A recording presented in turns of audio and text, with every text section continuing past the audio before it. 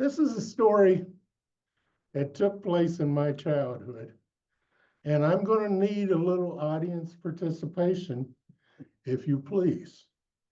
Now, does anyone remember a song about an ant who tried to move a rubber tree plant? Yes. Yes. Yes. And at a certain point in this story, I'd like for you all to join me in singing that song. Now, I, as a child, was what was called a latchkey kid. That's the kid that came home after school, directly after school, let himself or herself into the house and stayed there for maybe an hour or two, or 3, or 4, or more until their parents got home.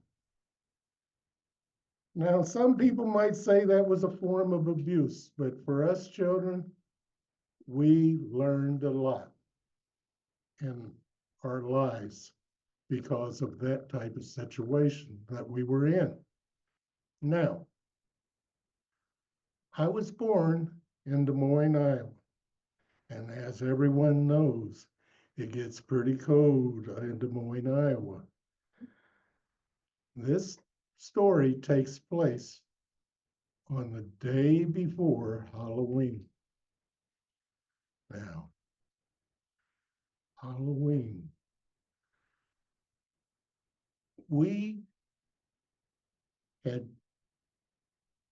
My parents had made a decision that I would be the one to be in charge of the house in their absence, and I was to take care of my sisters. Now, we had certain rules, and for a parent to give a kid that responsibility, it was something that you didn't take lightly. In fact, they said that they wanted me to do that because I was the eldest child, and they gave that responsibility to me. Now, responsibility made me not an ordinary child. I had something to do in my life, being responsible. No, you could not catch responsibility like the cold or the flu. But when you had it, you knew that you were responsible. So you knew that you had to come home directly from school. Didn't matter whether there was a fight going on, which there were also good fights back then, or after school activity, you still had to come home and unlock that door and go inside the house and wait for your sisters who were younger in elementary school. And they would come home and we would sit around and we would talk about Halloween, what we were going to do, what we would wear, how much we would get as the trick-or-treating. But of course, you also had rules when you were a latchkey child. The first rule, always take care of your sisters. They had to be with you either when you left the house, they had to be with you. If you were in the house, they had to be with you at all times. The next rule was never bring another kid home into your house. The next rule was don't turn on the stove. You'll burn the house down. Not very good, but the next rule was if someone knocked at the door,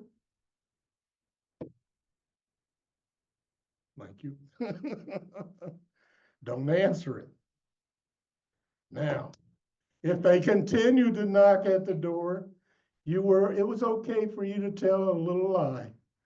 And that being, my mom or my dad is in the bedroom sleeping and they don't want to be bothered. And that usually took care of the person that was knocking at the door. Now, they also gave us another rule, which was you had to get your homework done before you could sit down to watch TV. They also gave us, I believe they also gave us they gave us a list of numbers, telephone numbers to call in case of an emergency, because 911 hadn't been invented by then. So we had this list. Thankfully, I never had to use that list. It was usually a grandparent or an aunt or an uncle or somebody we could call, but I didn't have to use that. Now, on that particular day that we were home, on my way home, I noticed that the weather started to change, started to rain a little bit.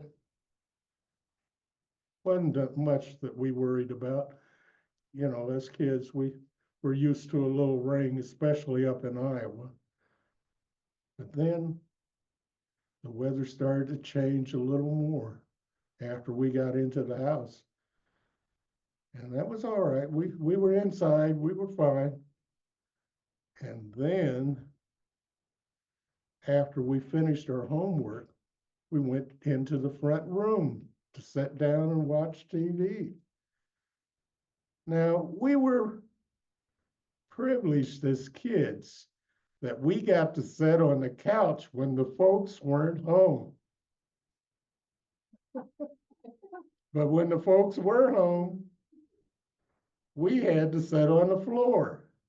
That made it easier for us to change channels because we had no remote control. Get up, change that channel. Now you had to turn the channel selector real slow because if you stripped it, then we had to get out the pair of pliers and which presented a problem. We were also good at opening garage doors as well. You know, kids were essential parts of our family. You know, we had jobs. So anyhow, we're watching TV, and I take and look away just a second to my side, and I look outside, and the weather is getting worse, and the wind is howling, woo, like a wild beast. And the doors, and back then, we didn't have much for insulation in our homes. And the window panes, wind would blow right through the window panes and up underneath the window sills and up underneath the door, and the whole house would shake, and it was cold. But about that same time, I looked back towards the TV, and they're talking about an escaped convict had escaped from the mental institution up in Corinda, Iowa. And they were out looking for him. And the police were saying to people, don't open your doors. If you see a suspicious person, call us. We're out looking for him. We hope to get him sometime this evening, but we're not sure. Well, that kind of set on my mind too. But, you know, it was fine. And then all of a sudden the storm outside got so bad and the lightning struck, and all of a sudden the lights went out and the house got dark. And in a few minutes, the house started getting cold, real cold. So I get off the couch and I go into Mom's room and I get a blanket and I covered me and my sisters while we're sitting on the couch. And about that same time, the big picture window in the front room, the rain on the picture window, the street lights came on, cars were going by, and then the demons appeared. And they would climb over the windowsill and onto the floor and up onto the couch and up onto the ceiling. Oh, it was horrible. And no, we sat there in the cold, and we sat there. And about that time, my sisters started to cry. They were worried. We hadn't heard from Mom.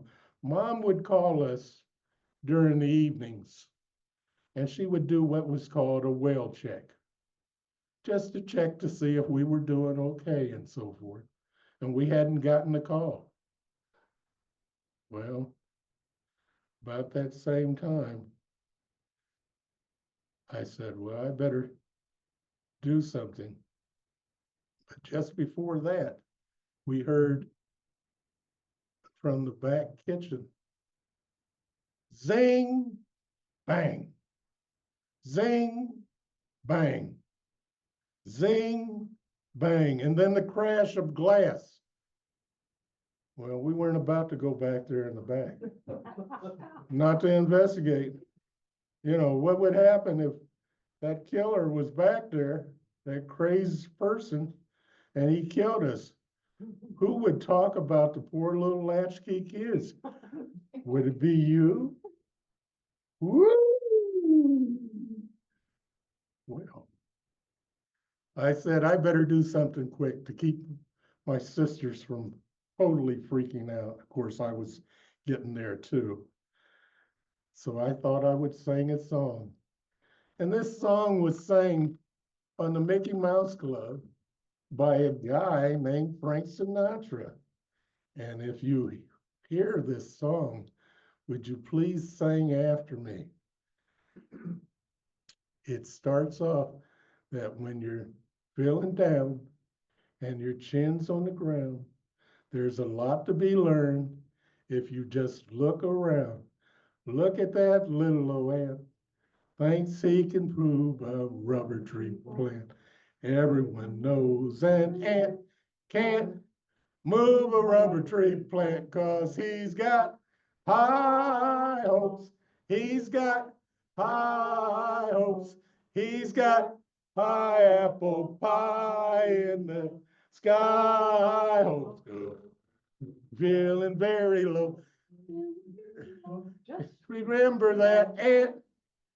Oops, there goes another rubber tree. Oops, there goes another rubber tree. Oops, there goes another rubber tree plant. Kerplunk. Well, we sang a couple choruses of that song, and then all of a sudden we heard the front door, and the door opened slowly.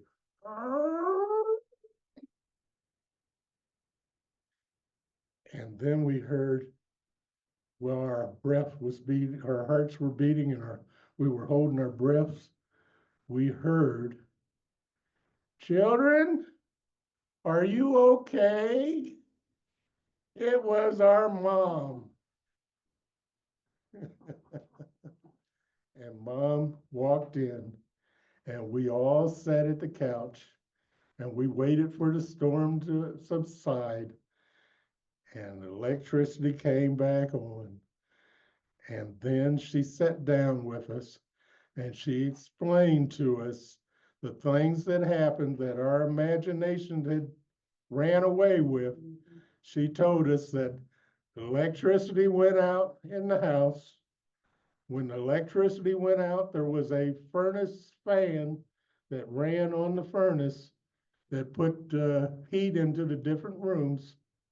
And that fan had went out, and that's why the house got cold.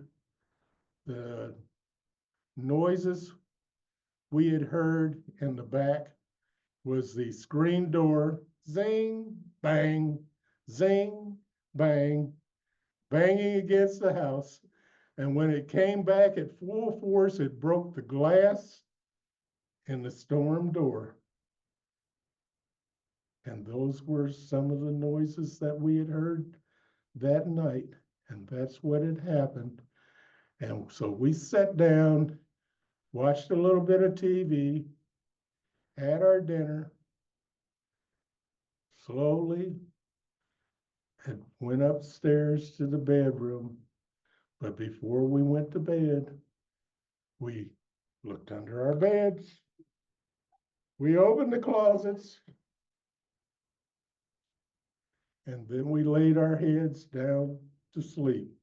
Now, years later, my sisters and I, we still talk about that haunted Halloween.